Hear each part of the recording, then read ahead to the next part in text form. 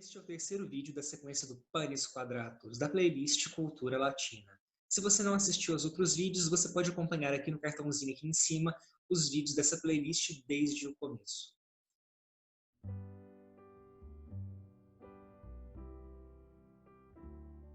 Como vocês podem ver aqui no vídeo, eu consegui finalmente isolar esses pães, essa crosta que se formou a partir da casca do trigo e do mosto da uva que nós deixamos secando ao sol. Mas ela ficou um pouco difícil de separar da forma, como vocês podem observar com a minha tentativa com a colher de pau. Não muito difícil, só de raspar ele já saiu, eu consegui separar tudo, mas eu descobri depois que o pessoal faz essa secagem normalmente com papel manteiga, quando se trata de levain. Aqui a ideia é um pouquinho diferente, mas eu acho que o papel manteiga numa próxima tentativa talvez seja uma boa ideia. Eu tentei pesar aqui quanto que a gente tem dessas crostas que se formaram, para a gente fazer uma conta mais ou menos de quanta farinha a gente tem que colocar para alimentar essa levedura. Nós conseguimos um total de 19 gramas dessa farinha, dessa casca, e eu tentei amacetar com os dedos mesmo o máximo possível, para que ele se misturasse mais fácil com a farinha na hora de preparar esse fermento. O processo é simples. Eu coloquei toda a levedura que eu cultivei dentro dessa jarra. E por que uma jarra? Para a gente conseguir observar se ela está crescendo ou se não está. Em um pote raso é um pouco mais difícil de observar se funcionou o processo ou não. Então coloquei toda a levedura aqui dentro e foi nesse momento que eu descobri que a minha semolina estava vencida. E por isso eu precisei ir ao mercado para comprar um pouco mais. Aproveitei também para comprar algumas coisas para o almoço.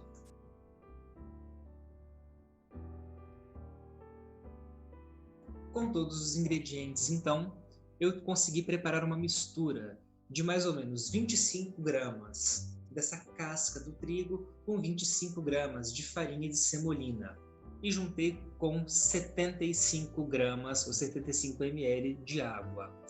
Eu tentei deixar aqui a mistura bem hidratada porque eu tinha visto em alguma proporção de fazer fermento de pão com um método semelhante essas proporções. Não sei se eu acertei, estava bastante inseguro no momento, mas eu acredito que tenha dado certo. Como vocês podem ver o resultado final aqui no potinho, né? Eu colocando aqui esse fermento todo, né, preparado dentro da minha jarra e pesando ele já alisado no potinho, eu acho que deu bastante certo.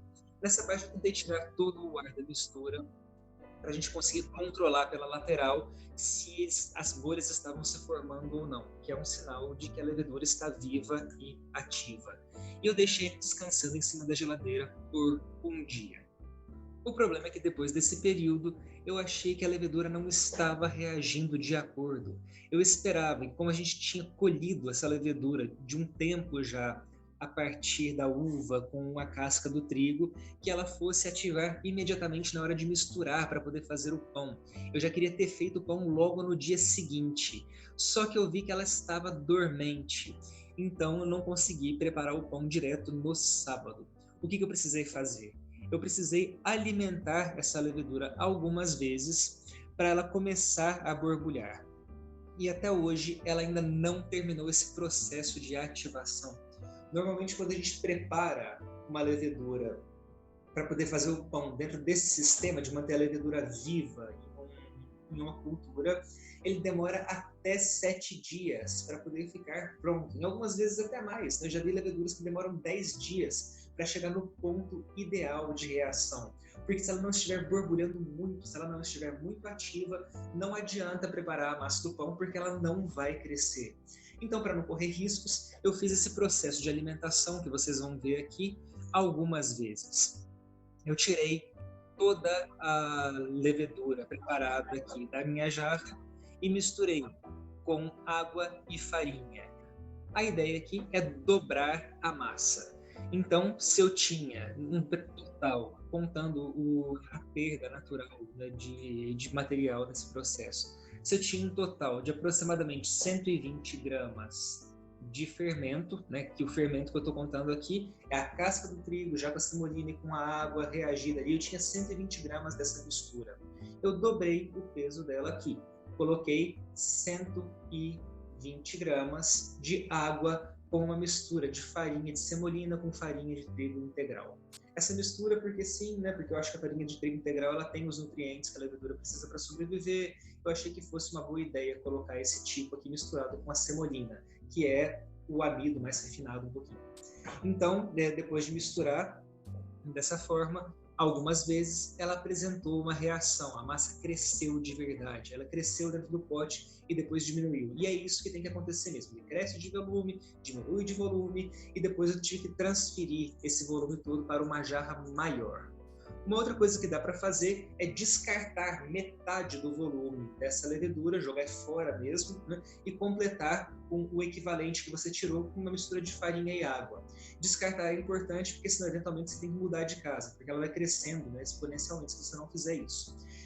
Descartar também, o pessoal diz que às vezes não é legal. Você pode aproveitar isso para fazer uma espécie de panqueca na frigideira, porque se a massa reagida, dizem que fica gostoso, eu não tentei fazer ainda. Talvez na próxima vez que eu for alimentar a levedura amanhã cedo, eu tente fazer esse processo e coloque aqui para vocês verem como ficou. E é isso, a levedura está novamente descansando ali em cima da geladeira e eu vou repetir esse processo por 7 dias, alimentando a levedura uma vez por dia, ou 2 vezes por dia se eu achar necessário. Mas uma vez por dia já basta e no fim de semana eu vou tentar fazer esse pão então tão esperado. Não se esqueça de deixar a sua curtida aqui no vídeo, de se inscrever no canal e ativar o sininho para receber as notificações de vídeos novos. E se você tem alguma sugestão para o cultivo da levedura ou para o preparo do pão, pode deixar aí nos comentários que nos ajuda bastante. Até o próximo vídeo e, como diria em latim, curate ut valeatis.